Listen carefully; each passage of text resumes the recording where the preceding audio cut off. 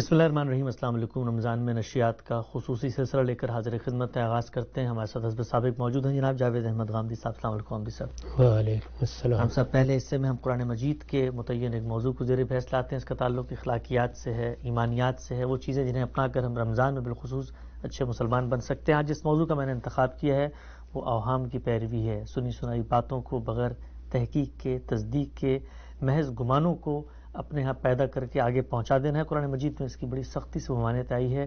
ایک ایسا اخلاقی رذائل میں سے چیز ہے جسے ہم مسلمان عام طور پر اگنور کر دیتے ہیں اور شب و روز اس جرم کا ارتکاب کر رہے ہوتے ہیں۔ سورہ حجرات کی آیت میرے سامنے ہے، فرمایا ایمان والو اگر ان پکارنے والوں میں سے کوئی فاسق تمہارے پاس کوئی اہم خبر لائے تو اس کی اچھی طرح تحقیق کر لیا کرو، ایسا نہ ہو کہ تم جذبات سے مغلوب ہو کر کسی قوم پر جا چڑھو پھر تم کو اپنے کیے پر پچھتاوا ہو۔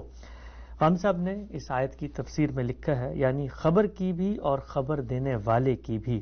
اس سے بات نکلتی ہے کہ اطلاع دینے والا اگر کوئی مجہول شخص ہے جس کا نہ فسق معلوم ہے نہ ثقافت، تو اس کی تحقیق بھی لازماً ہونی چاہیے۔ ہمارے محدثین نے اسی اصول پر نبی صلی اللہ علیہ وسلم کے علم و عمل کی روایات کرنے والوں کی تحقیق کی ہے، اور اگر کسی راوی کی تحقیق میں ان کو کامیابی نہیں ہوئی تو اسے مجہول قرار دے کر اس کی روایت کو انہوں نے رد کر دیا۔ اسی طرح فقہا اور مجتہدین نے خبر کی تحقیق کے اصول وضع کیے ہیں جنہیں درایت سے تعبیر کیا جاتا ہے۔ آیت پر غور کیجئے تو اس میں اصلاً اسی دوسری بات کی تاکید ہے، اس لیے کہ راوی کا فسق تو یہاں پہلے سے معلوم ہے۔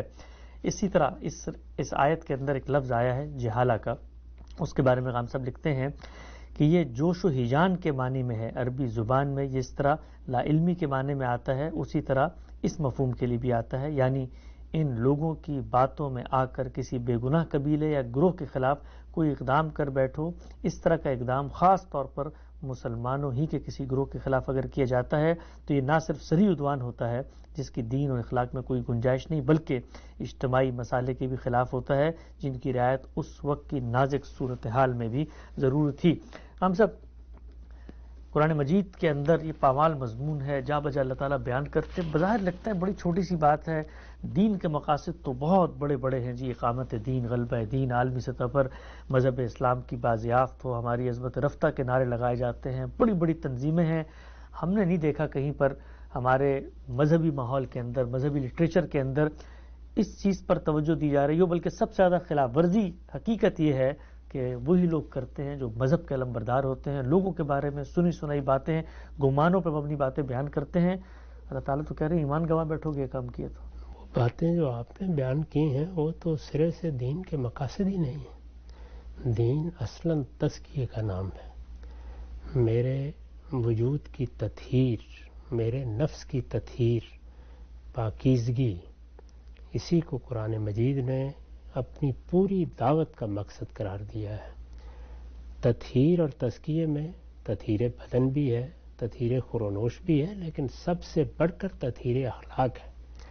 چنانچہ سورہ حجرات جس کا آپ نے حوالہ دیا ہے وہ ہماری معاشرتی زندگی کے بارے میں یہی ہدایات واضح کرتی ہے، یہ بتاتی ہے کہ ہمیں انہی چیزوں کے درپے ہونا چاہیے جو ہم سے متعلق ہیں۔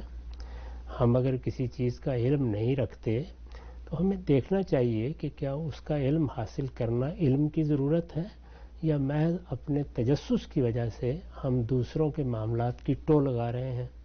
اس سے سختی کے ساتھ اس سورہ میں روکا گیا ہے۔ اگر کسی معاملے میں کوئی سوال پیدا ہوا ہے تو وہ سوال ہمیں دوسرے آدمی کے سامنے رکھنا چاہیے اگر رائے قائم کرنا ناگزیر ہو گیا ہے۔ دو ہی صورتیں ہوتی ہیں نا، یا وہ معاملہ ہماری ذات سے متعلق نہیں ہوتا یا ہمیں اس کے ساتھ کوئی تعلق نہیں ہوتا تو ہم اس کے بارے میں خاموشی اختیار کر لیتے ہیں یا اس سے صرف نظر کر لیتے ہیں۔ اگر وہ کسی بھی درجے میں ہمارے لیے باعث اضطراب ہے تو پھر یہ ضروری ہے کہ اس کی تحقیق کی جائے۔ تحقیق کے بغیر کوئی بات کہنا، تحقیق کے بغیر کسی پر الزام لگا دینا، تحقیق کے بغیر اس کو پروپیگنڈے کا ذریعہ بنا لینا، تحقیق کے بغیر نفرت اور محبت کے فیصلے کرنا، یہ چیز بڑے گناہوں میں سے۔ اسی طرح سے بدگمانی ہے۔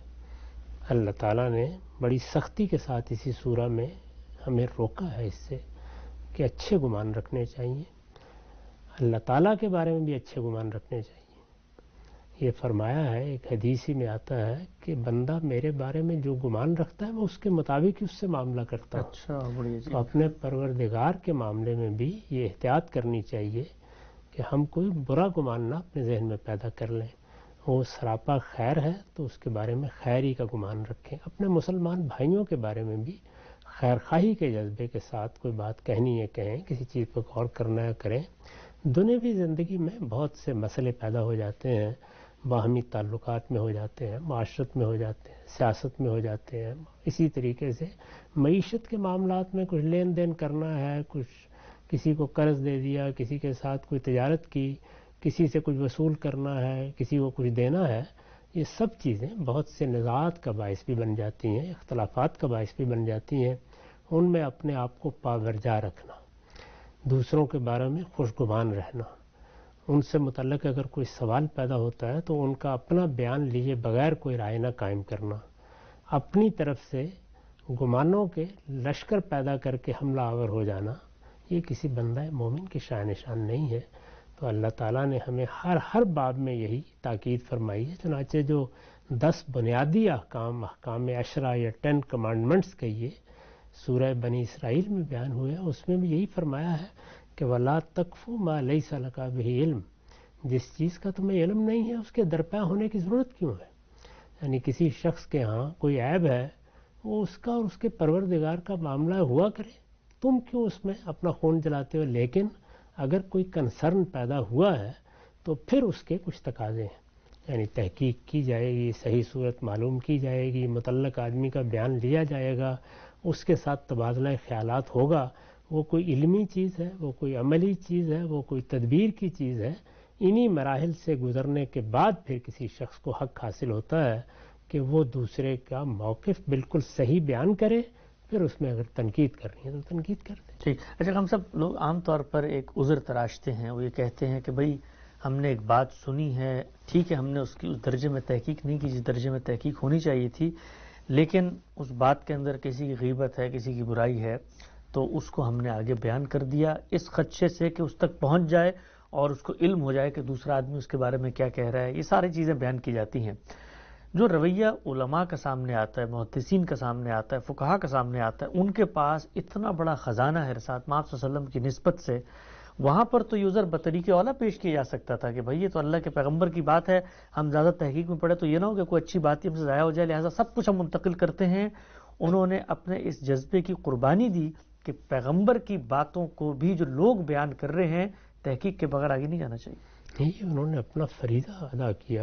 اللہ تعالیٰ نے سورہ حجرات کی اس آیت میں اسی کی نصیحت فرمائی تھی۔ اللہ کے پیغمبر کی نسبت سے کوئی بات کرنا کیا کوئی بچوں کا کھیل ہے؟ یعنی اللہ کے پیغمبر نے دین بتایا ہے، اللہ کا پیغمبر ہمارے لیے اللہ کی قائم کردہ حجت ہے، اس کی بنیاد پر ہم سب قیامت میں جواب دہ ہوں گے۔ اللہ کے پیغمبر کی کوئی بات قرآن مجید کے فہم سے متعلق ہے تو اس پر اثر انداز ہوگی، دین کے مجموعی فہم سے متعلق ہے تو ہمارے دینی تصورات پر اثر انداز ہوگی۔ یہ کوئی آسان معاملہ نہیں ہے، اس لیے یہ بڑی ذمہ داری کی چیز ہے۔ چنانچہ بار بار لوگوں کو نصیحت کی جاتی ہے کہ عام لوگوں کو اپنے حدود کے اندر رہنا چاہیے اور انہی چیزوں تک رہنا چاہیے جو ان کے لیے متحقق ہے۔ مثال کے طور پر اللہ کی کتاب قرآن مجید ہر شخص کے پاس ہے، وہ اس کا ترجمہ پڑھ لیتا ہے، اگر کسی موقع پر کسی کو توجہ دلائے گا تو دوسرا بھی اس کو دیکھ سکتا ہے۔ سنت ہے، وہ جاری کر دی گئی ہے، لوگوں نے اس پر عمل کرنا ہے۔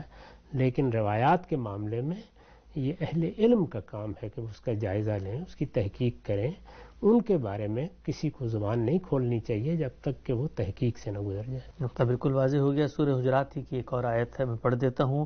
فرمائے ایمان والو، بہت سے گمانوں سے بچو، اس لیے کہ بعض گمان سری گناہ ہوتے ہیں۔ عامر صاحب اپنی تفسیر البیان میں اس کی توضیح میں لکھتے ہیں، یہ برے گمانوں سے اجتناب کی ہدایت ہے۔ مطلب یہ ہے کہ اپنے کسی بھائی کے بارے میں جو رد و یابس گمان دل میں پیدا ہو جائے اس کو وہیں جگہ دے کر نہ بیٹھ جاؤ، اس لیے کہ گمانوں کے زیادہ درپے ہوگے تو شدید اندیشہ ہے کہ کسی سری گناہ میں مبتلا ہو جاؤ گے جو تم کو ہلاکت میں ڈال دے۔ عام طور پہ ہم جب کوئی بات سنتے ہیں کسی بھی شخص کے متعلق، اللہ تعالیٰ نے انسان کو ایسا بنایا ہے کہ وہ حساس ہوتا ہے، چیزوں کا اثر لیتا ہے، حافظہ بھی ہے، اور ایک بات آپ کے کان میں پڑی کہ جی فلاں آدمی نے تمہارے بارے میں یہ کہا تھا تو وہ ایک دل میں زخم سا لگ جاتا ہے۔ جتنا بھی آدمی صاف کرنا چاہے کہیں نہ کہیں وہ رہتا ہے کہ یار تحقیق بھی چلو کر لوں گا، تصدیق بھی کر لوں گا، چلو بیان بھی نہیں کرتا تب بھی دل میں زخم تو رہتا ہے. تو اب بات جب کان میں پڑ جائے اس کے بعد دل صاف رکھنا تو بڑا مشکل کام ہے. دیکھیے دو ہی راستے ہیں، یا تو دل صاف کر لیجئے اور بھلا دیجئے اس چیز کو. وہ میرا آپ کا غیر متعلق معاملہ ہو گیا، ہم نے اس کو سنا، اس کان سے سنا، اس سے نکال دیا. کیونکہ جو دل کی پاکیزگی ہے اسی پر دل ہی نہیں بلکہ پورے وجود کی اصلاح و فلاح کا انحصار ہے. تو اس لیے دل میں اگر کوئی پاکیزگی نہیں رہے گی، کہیں آلودہ ہو جائے گا تو پھر کردار آلودہ ہوگا، سیرت آلودہ ہوگی، رد عمل پیدا ہوگا، انسان کی زبان میں توازن باقی نہیں رہے گا، تو اس کو جھٹک دیں. لیکن اگر فی الواقع وہ اضطراب پیدا کر رہی ہے تو پھر براہ راست بات کرنی چاہیے، یعنی وہ معاملہ کسی کے سامنے رکھ دینا چاہیے اور اس کے بارے میں پوچھنا چاہیے. جب آدمی پوچھے گا تو بارہا کا تجربہ یہی ہے کہ بات کچھ سے کچھ ہوتی ہے، بیان کرنے والے اس کو کچھ سے کچھ بنا دیتے ہیں، اس میں مبالغہ پیدا ہو جاتا ہے، شخصوں اور اشخاص کے اپنے تاثرات اس میں شامل ہو جاتے ہیں.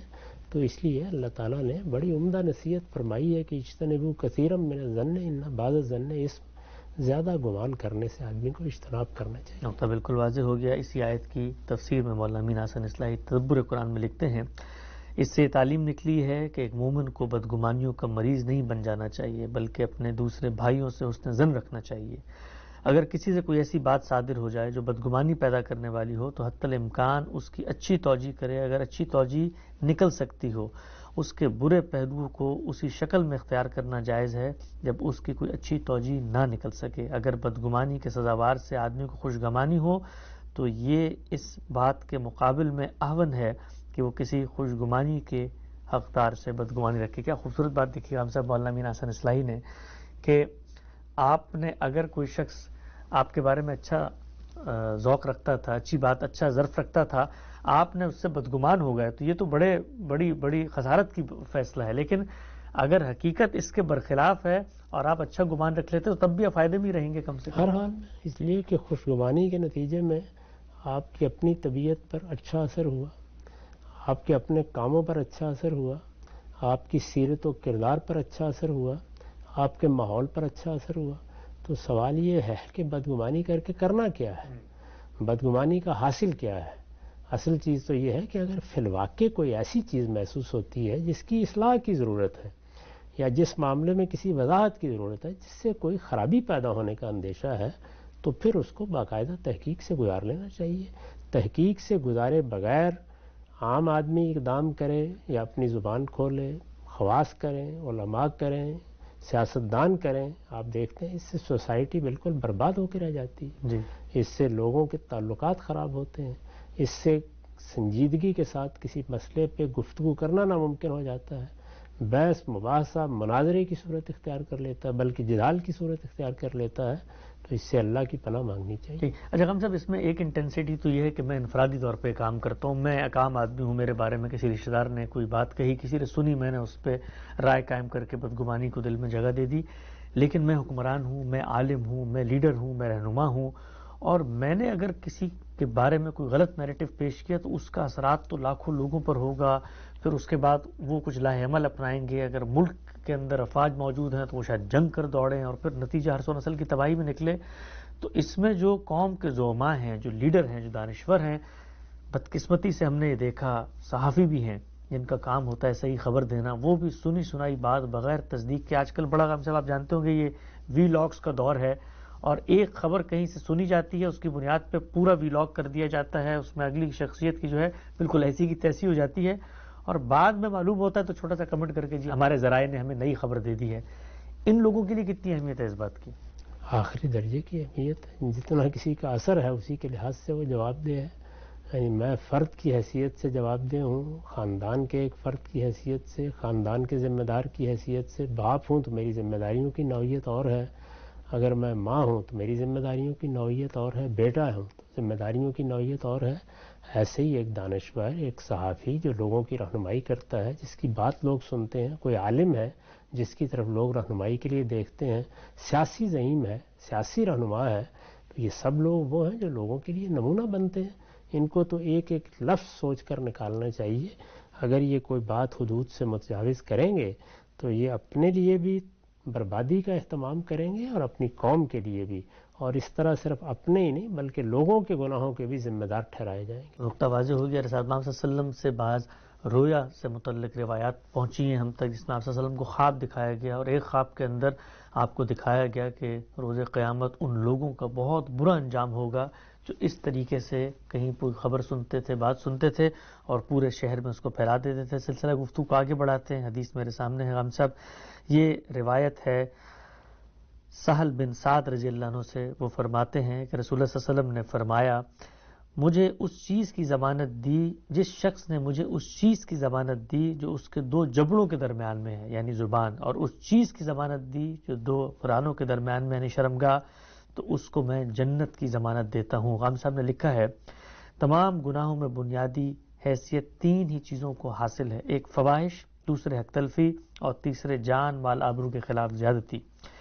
یہ حقیقت ہے کہ ان میں سے زیادہ تر کا باعث یہی دو چیزیں بنتی ہیں. نبی صلی اللہ علیہ وسلم نے یہاں نہایت بلیغ اسلوب میں اس حقیقت کی طرف توجہ دلائی ہے. مطلب یہ ہے کہ زبان اور شرمگاہ پر پیرا بٹھائے رکھو تو بہت سے گناہوں سے بچے رہو گے, جس کے نتیجے میں تمہیں وہ پاکیزگی حاصل ہو جائے گی جس کا صلہ جنت ہے. ہم سب آیت میں بھی زیر بحث آیا تھا, زبان ہی ہے جو خبر پھیلاتی ہے, زبان ہی ہے جو فتنے پیدا کرتی ہے, زبان ہی ہے جو تیر نکالتی ہے, زخم لگاتی ہے, لوگوں میں رنجشیں, قدورتیں, اسی طریقے سے حسد, کینہ, بغض, چغلی, یہ سب چیزیں زبان کرتی ہے. زبان ٹھیک ہو جائے تو بندہ ٹھیک ہو جاتا ہے. اس میں کوئی شبہ نہیں ہے, یعنی بہت بڑی چیز ہے. ہمارے اندر جو خیالات پیدا ہوتے ہیں وہ ہمارے باطن میں رہتے ہیں, لیکن جب ان کا ظہور ہوتا ہے تو زبان ہی اس کا ذریعہ بنے گی. یعنی میرے ہاتھ تو بعد میں کوئی کام کرتے ہیں, پہلے الفاظ کی صورت, میرا جو کچھ باطن ہے وہ میرے الفاظ کی صورت اختیار کر کے دوسروں کے لیے تکلیف کا باعث بنے گا یا راحت کا باعث بنے گا. تو سب سے پہلے اسی پر قابو پانا چاہیے کہ میری زبان سے کوئی بات نہ نکلے جب تک کہ میں اس کو تول نہ لوں. وہ جو کہا جاتا ہے نا کہ پہلے تولو پھر بولو, یہ بڑی غیر معمولی نصیحت ہے. تولنے کا کیا مطلب ہے؟ یعنی کوئی میزان لگا کے تولیں گے؟ یعنی بات کو سمجھو, دیکھو کیا زبان سے نکال رہے ہو, اس کے اثرات کیا ہوں گے, کیا تم نے وہ بات اچھی طرح سمجھی ہے, کوئی ضرورت پیدا ہو گئی ہے اس کو زبان پر لانے کی, ضرورت پیدا ہوئی ہے تو کیا اس کے تقاضے پورے کر لیے ہیں. بسا اوقات آدمی جب ان تقاضوں کو نظر انداز کر کے جذبات میں الفاظ بول دیتا ہے یا کسی کے بارے میں کوئی بات کہہ دیتا ہے تو اتنا نقصان کر بیٹھتا ہے کہ جس کا بعد میں ازالہ ممکن نہیں ہوتا. تو ہماری ساری معاشرتی زندگی زبان ہی کی جو کچھ نتائج ہیں ان کو بھگتنے میں گزرتی ہے. تو اس میں بڑی احتیاط کرنی چاہیے. یہ تو دنیا کی کھیتی ہے, زبان سے اگر آپ اس کو کاٹیں گے تو درانتی کی طرح کام کرے گی, اور کچھ معلوم نہیں کہ اس کا نتیجہ کیا نکلے گا. نہیں آپ گھر میں کوئی کام کی چیز لے جائیں گے یا تھوڑ ہی کاٹ کے لے جائیں گے. ٹھیک ہے. روایت کے اندر یہ بھی آتا ہے کہ یہ جو مومن ہے وہ اگر سوتا بھی ہے تو یہ اس کا عمل بھی عبادت ہے, اس لیے کہ وہ سوتے ہوئے زبان سے اس طرح کے مفاسد بیان نہیں کر رہا تو اللہ اس کا بھی اجر دے گا اس کو. اس میں کیا شک ہے؟ یعنی اگر آپ صرف گریز کر جائیں, کچھ بھی نہ کریں, یہ بھی نیکی اور خیر ہے. اسی کو حضور نے بیان بھی فرمایا ہے کہ اگر تم کوئی خیر کی بات کہہ سکتے ہو تو کہو, ورنہ خاموش رہا کرو. یعنی یہ کیوں ضروری ہے کہ جو کچھ رتب و یابس آدمی کو ملے اس کو وہ آگے اگل دے. ہر چیز کو ایک مرحلے سے گزرنا چاہیے, اور وہ کیا ہے؟ فکر کا مرحلہ, غور کا مرحلہ, اس کو جانچنے کا مرحلہ, تولنے کا مرحلہ.